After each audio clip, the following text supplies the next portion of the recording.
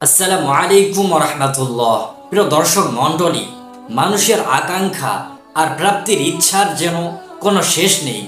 জন্মের পর থেকে মৃত্যু পর্যন্ত প্রতিটি মানুষের জীবনে নানান ব্যক্তিগত চাহিদা জন্ম নিতে থাকে। এই কারণেই মহান আল্লাহ তাআলা পবিত্র কুরআনে বলেন, তোমরা আমার কাছে প্রার্থনা করো, আমি তোমাদের ডাকে সাড়া দেব। তবে তিনি আরো বলেন, যারা লোভে অন্ধ হয়ে পড়ে তাদের ব্যাপারেও কোরআনে স্পষ্টভাবে সতর্ক করা হয়েছে।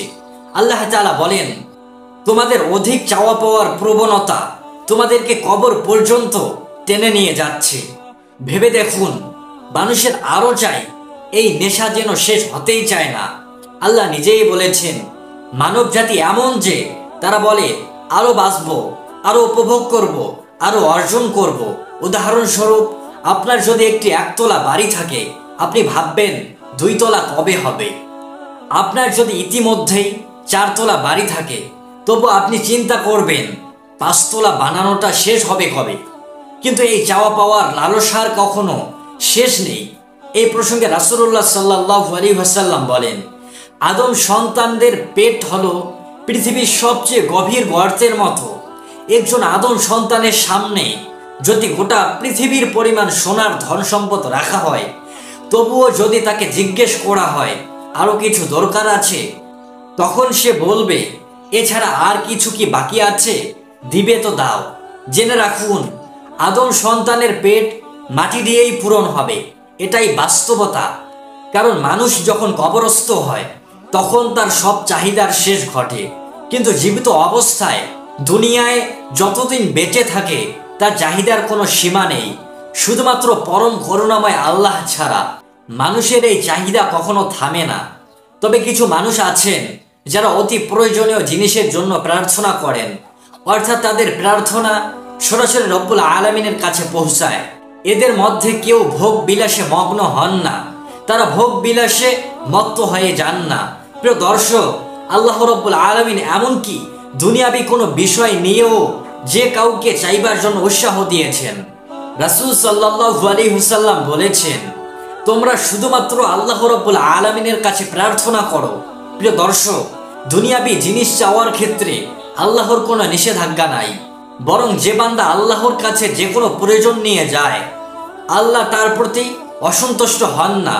আল্লাহ সেই বান্দাকে অত্যন্ত পছন্দ করেন যারা দুনিয়াতে বা আখেরাতে যে কোনো প্রকার চাওয়া পাওয়ার জন্য তার কাছে দোয়া করে। আর যদি কেউ তার চাওয়া জিনিস তাৎক্ষণিকভাবে পায়, তাহলে অবশ্যই কৃতজ্ঞতা প্রকাশ করবে। আর যদি পায় না, তবে ধৈর্য ধারণ করবে। কারণ কোনো দোয়া বৃথা যায় না। হয় আল্লাহ তাৎক্ষণিকভাবে দান করেন, অথবা ধৈর্যের বিনিময়ে উত্তম কিছু দেন, বা আখিরাতের জন্য শ্রেষ্ঠ পুরস্কার দান করেন। সবসময় মনে রাখতে হবে, রব্বুল আলামিন যেই সিদ্ধান্ত দেন সেটাই আমাদের জন্য সঠিক ও কল্যাণকর।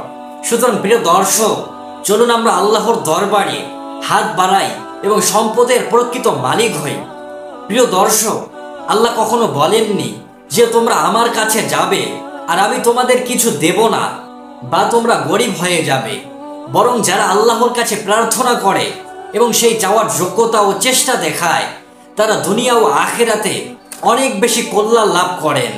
তারাই সর্বোচ্চ সফলতা অর্জন করেন। আজকের দিনে যদি আমরা আরবের বিভিন্ন রাজ্যের দিকে নজর দেই, তাহলে দেখতে পাবো যে রব্বুল আলামিনের কাছে নিয়মিত দোয়া মোনাজাত করা মানুষের উপর তিনি অসংখ্য খনিজ সম্পদ বর্ষিত করে অর্থশালী জাতি হিসাবে প্রতিষ্ঠিত করেছেন। প্রিয় দর্শক, আজকের আলোচনার বিষয় হলো এমন আমল যা ইনশাআল্লাহ আপনার জীবনে কখনো অর্থের অভাব ঘটাবে না, সম্পদের ঘাটতি হবে না ইনশাআল্লাহ। আল্লাহর কাছে মনের আশা ও দোয়া নিবেদন করুন, ইনশাআল্লাহ তিনি সেই দান করবেন। দোয়া করার আগে অবশ্যই দরুদ শরীফ পাঠ করবেন। দোয়া শেষে আবার 3 থেকে 4 বার দরুদ শরীফ পাঠ করবেন।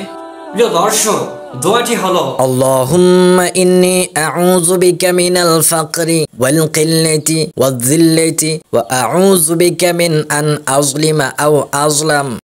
এই মহৎপূর্ণ দোয়াটি মুখস্থ করুন এবং প্রতিদিন ইবাদত শেষে পবিত্র অবস্থায় অন্তত 3 বার পড়ুন।